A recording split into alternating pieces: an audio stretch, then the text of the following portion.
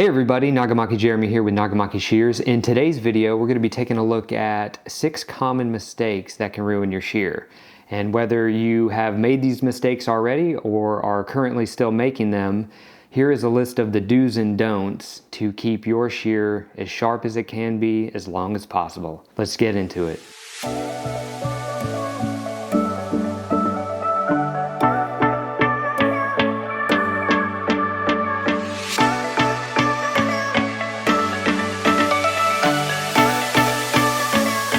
Any of the scissors and shears you see here in this video are available through our website at nagamakishears.com, fast and easy fulfillment, and with more financing options than any other scissor company in the US. Also make sure and sign up for our newsletter and subscribe. We hand out all kinds of educational information, things you need to know about scissors, steel, and also upcoming models, designing, things like that. Also, this is the only way we give out discounts. So if there's ever a scissor you have your eye on and you're looking for a discount, sign up for our newsletter. That's how we give them out. Also, if you would give us a follow on Instagram for all the latest photos and updates and some really cool videos of factory footage, things like that. So jumping right into it, the very first thing we're going to be talking about is scissor tension. And this is the most important thing for every scissor. Proper tension, proper maintaining the tension is going to give you the most longevity out of your scissor. It's going to keep your edges the sharpest, longest, and it's going to save you a lot of money in the long run in sharpening and maintenance. At this point in your career, if you've gotten through school,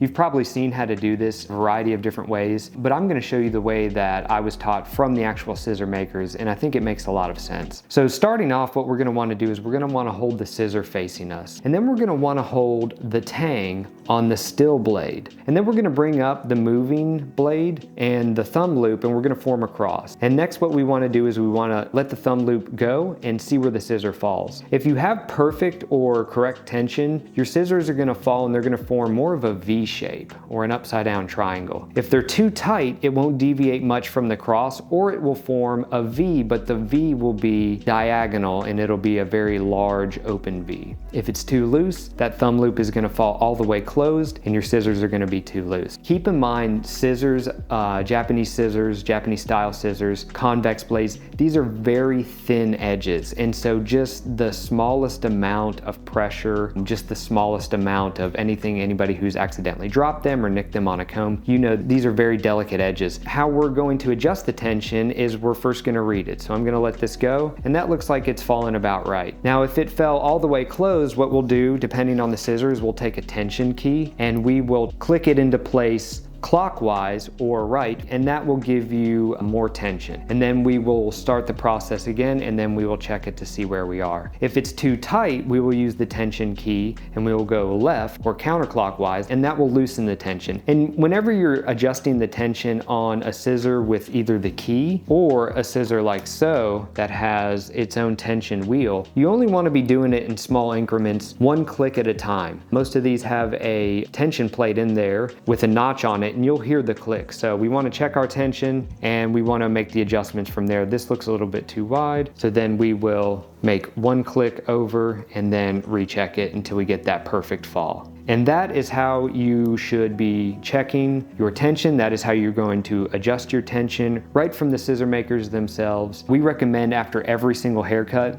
and I know we're all busy, sometimes 10, 12, 15 clients a day, but to get into the habit of between clients, wiping the scissors completely off, if you can clean them, great. They don't need to be oiled after every haircut, but if you can check that tension and make sure that your tension hasn't gotten too loose, that's gonna save you a lot of money down the line as far as maintaining your scissors. So again, we recommend checking the tension before you start every haircut after you've wiped them off clean. So the next most common mistake that we found is this little guy here, and this is called the bumper, and this is where the scissors meet. One of the most common mistakes that we found is that people don't understand that these actually screw in and unthread themselves over time. This is a very important thing to know. This should be something maybe at the end of the day, after you've wiped your scissors clean and you oil them, that you check that bumper and you turn it clockwise. Anybody that has ever lost one of these, you will quickly find out how important it is, because not only does it stop stop your scissor, but it also protects the scissor from destroying itself. It's a very simple thing, but once it unthreads itself, it can be catastrophic. And so here I've unscrewed this bumper, and we will look at what happens to the blade when it's closed without the bumper. And so you'll notice here, there's nothing to stop the blade now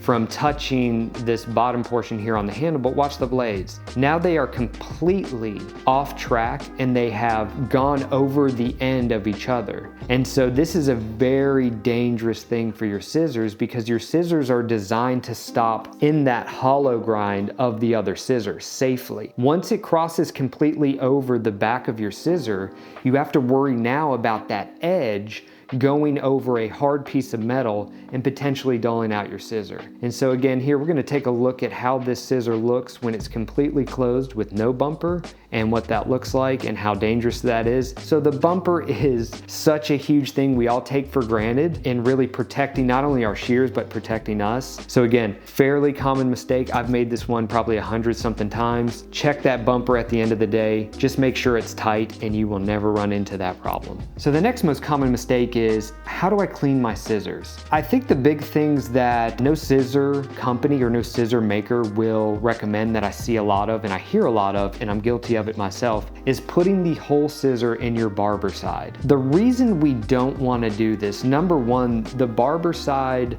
jars have a metallic bottom with holes in it. And so when you put your scissors in there, even though it's fluid, when it makes contact with that bottom, you're already potentially going to get edge damage from the metal to metal contact of that happening. Secondly, everything on your scissor that's protected by chrome is protected from the harsh chemicals. And so those will be disinfected and those will be okay. But the most important part that's holding all of your chrome pieces together is right here at the pivot point. Now, all of the parts, and including the bore holes of your scissors, are not protected by any chrome. And so when we bring them out of the barber side, it's very hard to get that completely dry unless you're very comfortable with taking your scissors completely apart, drying them, and putting them back together, to which can be time consuming if you did this daily. And not only that, but when the barber side rests in these areas, it is going to rust much faster than any other product, or just having dirt and debris and water stuck in them from natural use. No scissor maker, no scissor company really should be recommending submerging your scissors in barber side. It's just going to cause more internal damage than anything else. So it leaves the question, how do I properly clean my scissors? Well, your scissors are stainless steel. You should be wiping your scissors off in between every client. You should be cleaning your scissors in between every client. It's as simple as taking some alcohol, some rubbing alcohol, 70% alcohol, and just spraying your scissors completely on the blades. You can spray your handles. That is going to be enough disinfectant for stainless steel, high quality chromium stainless steel objects to be sanitized. We recommend alcohol because, again, it's evaporating properties and it's going to disinfect and clean this just fine. All right, the next thing we're going to be talking about is a super common mistake, and that is not oiling your scissor ever. It really comes down to the parts. When you oil your scissors, what you're really doing is you're taking care of all of the parts, the tension, and those are going to last much longer. When you oil your scissors, you're also going to expel water and moisture from the bore holes, which those are less likely to rust. And that's really the thing that's holding your scissors together. And when those rust and start to chip and nick away, really the scissor is going to be useless from there because it's no longer going to be able to hold tension. So oiling your scissor is something we recommend doing daily. At the end of the day, wiping off your scissors, cleaning them, disinfecting them, and then oiling them. We're going to show you now how to properly oil a scissor. We're going to use one of our Nagamaki Shears high viscosity oils. And what we're going to do is we're going to open our scissor up and we're going to put a drop at the base of the moving blade. And we're going to let that drop just sit there. And then what we're going to do is we're going to turn our scissor upside down and we're going to open and close it. And what we're doing now is we're letting that oil drop fall down into the pivot area where your tension spring is, where your ball bearings are, where the most important and highly corrosive pieces of your scissor are. And we're going to work that in there until we start to see it on the other side. The next thing we're going to want to do, and this is a wonderful, wonderful habit to get into. Most people don't realize, they think these are leather cloths. We send these with all of our scissors and they're also available on our website. This is called a chamois, and this is a leather piece a leather cloth that you can condition to maintain your scissors. The next thing we're gonna do is we're gonna take a drop of oil now and we're gonna put it on our moving blade, the blade facing us. We're gonna put just a drop there. And then we're very carefully gonna take our finger and we're gonna wipe that oil all the way down the blade, being very careful here not to slice our fingers. And what you should see is some streaking of your fingerprints all the way across the blade. Then we're gonna take our hand and simply turn the scissor over, and we're gonna do the same thing. Apply a drop here at the base, and we're gonna run our finger very, very gently down the blade until we see streaking. And then we're gonna give our scissor an open and close. And then next what we're gonna do is we're gonna take our chamois, this leather piece, and we are going to wipe the blades clean. We're gonna take our chamois and we're gonna pinch at the very base or the hilt, and we're gonna work all the way up, and almost like we're wiping all that oil off of the blade. Now what's interesting about the chamois, and you can see here on mine is actually seasoned from doing this over and over again. What you do with the chamois is you'll season it. And what does that mean? It means that some of the oil starts to develop a layer on the actual surface of the chamois. So every time I'm wiping the scissor oil off of the scissor, I'm leaving a protective layer on the actual stainless steel. And so we'll do the same thing. We'll flip our scissor back over, and then we're gonna pinch and pull all the way up to the tip. Again, even though you don't see a big glob or you're not seeing a lot of oil, there is a protective layer left behind. Then we're gonna close our scissor. Then we're gonna take the same chamois and we're just gonna do the tips, not the whole scissor, but just the outer tips, so we're getting any of that outer edge that is where the scissors are closed, and we're gonna wipe that clean. Now that we've properly oiled our scissor and set it up for success, we're gonna then take a microfiber towel and we're gonna polish it. We're just gonna wipe it clean, get some of that oil off, and we're gonna go all the way through so it's not slick on our fingers. And again, our scissors aren't caked with oil, so it won't get on our client, but it is there at the pivot hole. We're gonna leave that alone. And this is how you should be oiling your scissors daily. Again, I know it seems small. Some people say they don't have time. I know when that last client is done, it's like, let me just put these scissors up. I gotta get out of here, I got stuff to do. But if you can find the time and take the time to do these things, this will keep your scissor from needing to get sharpened, and this will keep your scissor lasting for years and years to come. All right, so the next thing we're gonna talk about is one of the things that I learned the hard way not to do, and this is a super common mistake. This mistake is cutting huge ponytails. And so we're all guilty of it. We've all had that client that's gonna donate hair. We get excited and we lump it all up in a ponytail, and then what happens? We get our scissors and we just get to hacking. And then you notice halfway through the ponytail that you're using just the back of the scissors and you're really just sawing away hair here. I am here to tell you this is a big no-no, and this is the quickest way to ruin the edge on your scissors, more so probably than dropping them or cutting a box or anything else that's hard. These scissors are designed from the makers to have a super fine edge to cut hair. Not only to cut hair, but to cut hair repeatedly and to stay sharp. You wouldn't use a fillet knife to cut a watermelon. You would want to use something like a cleaver. And so that's something to keep in mind about scissors, is scissors are such a fine edge that they can bend very easily and they can dull very quickly if you're not using them for what they're intended for. This is one of the things that I would really say, if you're going to cut off a ponytail, the best thing you can do, and we all have them, is grab your clipper and start just making the cuts with your clipper. It's gonna be much easier for your clipper to cut a ponytail, like it would be much easier for a chainsaw to cut a tree down than just using an axe. Sure, the axe can do it, but it's gonna be very dull when you're done. That chainsaw, just like your clippers, is gonna move back and forth and make quick work of a ponytail. So that's one way to not make the mistake of ruining your scissor on a ponytail, is use your clipper. The other way is I'm gonna show you how to actually cut a ponytail, but do it properly and do it with as little damage as possible with your scissor. And so what we have here is we have a big section of hair, and we know about where we wanna cut it. And what we'll do is we'll actually take the hair tie and we're gonna move it about halfway down the ponytail. And so what this does, it releases the tension on the higher portion of the ponytail. Now this is still going to hold all of the hair together, so if you want to donate it or show it to the client or whatever, you're still going to get the same effect, but watch what it does when we cut the hair this way. So now we have a much thinner section of hair. it's much wider, and it is much easier for my scissor to get through as we cut this section. And you can see here, the tie is in the middle, and here I have a full ponytail's worth of hair where I didn't bundle everything and put a ton of stress on the scissor. So again, I highly recommend cutting ponytails or large sections of hair with clippers if possible. But if it's not possible and you want to do it a different way without ruining your scissor, this way right here is absolutely the best advice, the best way to cutting a ponytail off without ruining your scissor. So the next most common mistake we found, and again, guilty of it myself, is dropping our scissor. The worst sound any hairstylist or barber could ever hear or do is when you drop that scissor.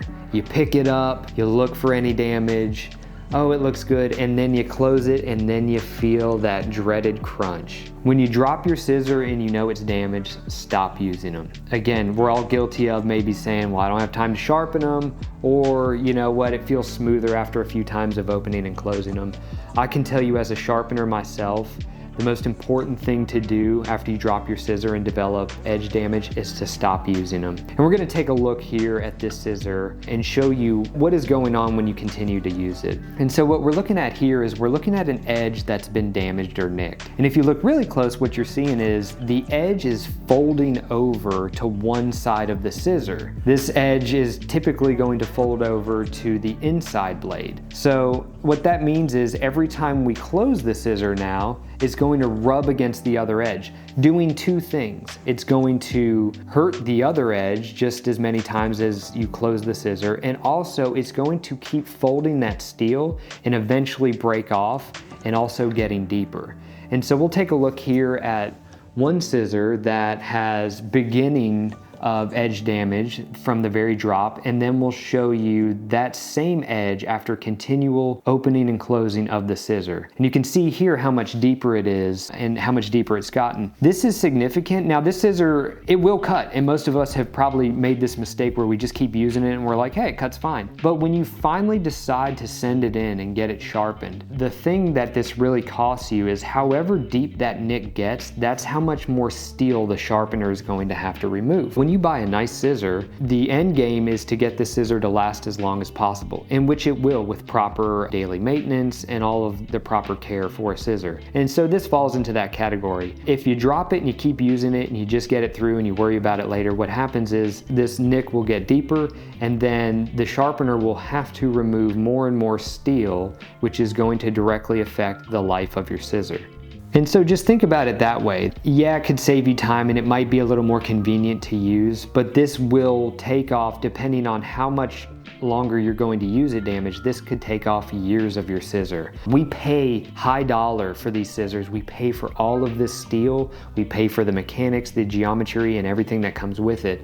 And so by continuing to use a scissor that's been dropped and has damage like this, we are starting to kind of burn up our investment or throw some of our money away, because once it is going to get fixed, they're going to remove so much more steel than had to be if we just stopped it and sent it in. Well, thank you so much for watching. If you like this video, consider subscribing and give it a thumbs up. That really does help us out greatly. Also, if you have any questions, leave them down in the comments. We'd love to get back with you, hear feedback on any of your questions or maybe some common mistakes we left out. Thank you all so much, and we'll see you next month.